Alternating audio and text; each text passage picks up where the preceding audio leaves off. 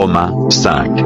Étant donc justifiés par la foi, nous avons la paix avec Dieu, par notre Seigneur Jésus-Christ, à qui nous devons d'avoir eu par la foi accès à cette grâce dans laquelle nous demeurons fermes et nous nous glorifions dans l'espérance de la gloire de Dieu. Bien plus, nous nous glorifions même des afflictions, sachant que l'affliction produit la persévérance, la victoire dans l'épreuve, et cette victoire, l'espérance. Or l'espérance ne trompe point, parce que l'amour de Dieu est répandu dans nos cœurs par le Saint-Esprit qui nous a été donné. Car lorsque nous étions encore sans force, Christ, au temps marqué, est mort pour des impies.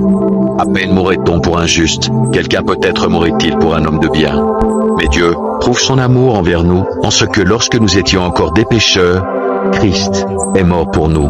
À plus forte raison donc, maintenant que nous sommes justifiés par son sang, serons-nous sauvés par lui de la colère. Car si, lorsque nous étions ennemis, nous avons été réconciliés avec Dieu par la mort de son Fils, à plus forte raison, étant réconciliés, serons-nous sauvés par sa vie. Et non seulement cela, mais encore, nous nous glorifions en Dieu par notre Seigneur Jésus-Christ, par qui maintenant nous avons obtenu la réconciliation. C'est pourquoi, comme par un seul homme, le péché est entré dans le monde, et par le péché, la mort. Et qu'ainsi la mort s'est étendue sur tous les hommes, parce que tous ont péché.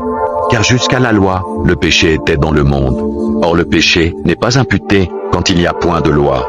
Cependant la mort a régné depuis Adam jusqu'à Moïse, même sur ceux qui n'avaient pas péché par une transgression, semblable à celle d'Adam, lequel est la figure de celui qui devait venir. Mais il n'en est pas du don gratuit comme de l'offense. Car si par l'offense d'un seul, il en est beaucoup qui sont morts, à plus forte raison la grâce de Dieu et le don de la grâce venant d'un seul homme, Jésus-Christ, ont-ils été abondamment répandus sur beaucoup. Il n'en est pas du don comme de ce qui est arrivé par un seul qui a péché. Car c'est après une seule offense que le jugement est devenu condamnation, tandis que le don gratuit devient justification après plusieurs offenses. Si par l'offense d'un seul, la mort a régné par lui seul, à plus forte raison, ceux qui reçoivent l'abondance de la grâce et du don de la justice régneront-ils dans la vie par Jésus-Christ lui seul.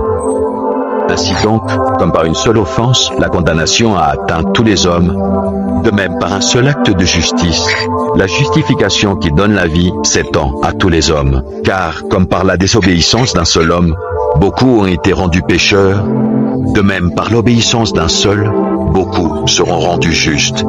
Or la loi est intervenue pour que l'offense abondât. Mais là où le péché a abondé, la grâce a surabondé, afin que, comme le péché a régné par la mort, ainsi la grâce régna par la justice pour la vie éternelle, par Jésus-Christ, notre Seigneur.